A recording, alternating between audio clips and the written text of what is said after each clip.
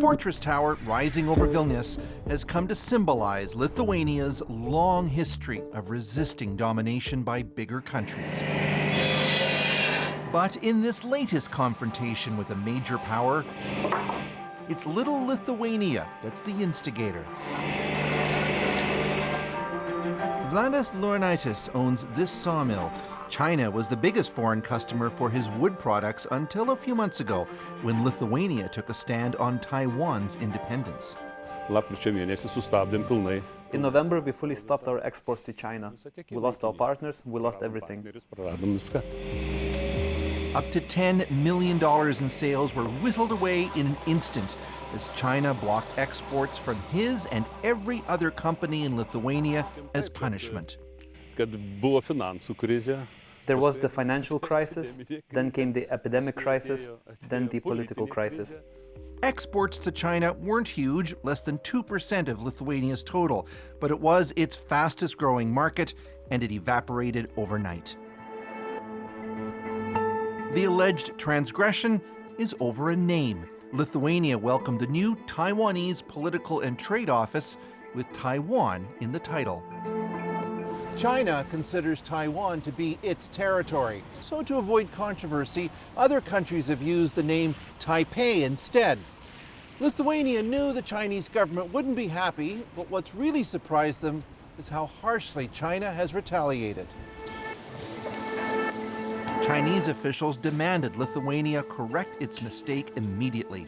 When that didn't happen, the Chinese government did something unusual. It removed Lithuania's name from its customs sheet, as though the country with 1,000 years of history never existed.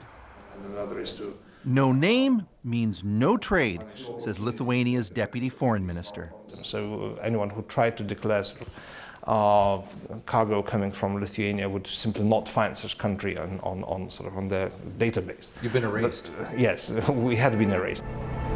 Then China escalated again. It warned that any foreign company using Lithuanian parts or components would be banned from selling into China too, potentially catastrophic for European car makers, high-tech industries, and a terrible precedent for any country that does something China doesn't like. If Lithuanian companies are dropped and global supply chains are restructured around Lithuania, that means that China acquires this kind of a nuclear option it can use successfully against any country on any pretext whatsoever. In Taiwan, the show of solidarity triggered a huge outpouring of support. People began liking everything about Lithuania. Its government offered $200 million in help to Lithuanian businesses, and the Taiwanese people started buying more Lithuanian products. For me, it's very touchy that they call it our beer, they call it beer of freedom. That's what they call it in Taiwan? Yes. Brewer Marius Horbachakis used to sell 2 million liters of beer a year into China, and he watched as the taps turned off. But thanks to that social media push, Taiwanese distributors began asking for his beer instead. The new sales don't come close to making up for what's been lost, but in the long term, he says they might. Taiwan is like 23 million, comparing to Lithuania, which is 3 million. So having bigger share in Taiwan, I think it's theoretically it can compensate maybe 100 times what we were losing here. If somebody likes you, it's much easier to make business. Still, polls suggest that most Lithuanians support their government. Lithuania was the first former Soviet state to declare its independence after the Soviet Union's breakup, and Taiwan's fight not to be buried by China resonates here. Somehow helping each other, or somebody else who is weaker. So this is probably it is something in the blood.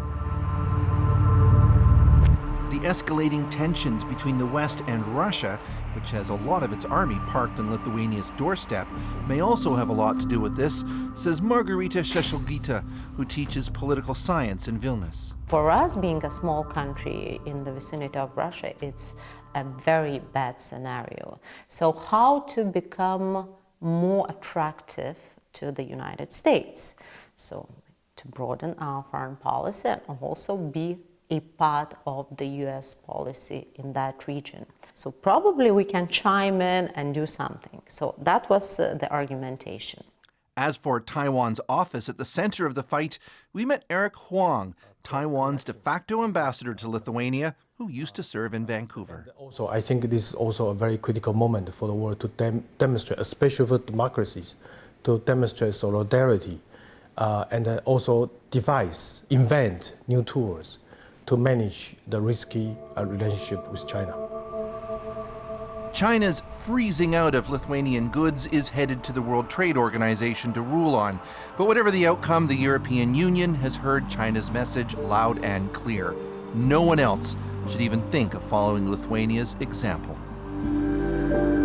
Chris Brown, CBC News, Vilnius.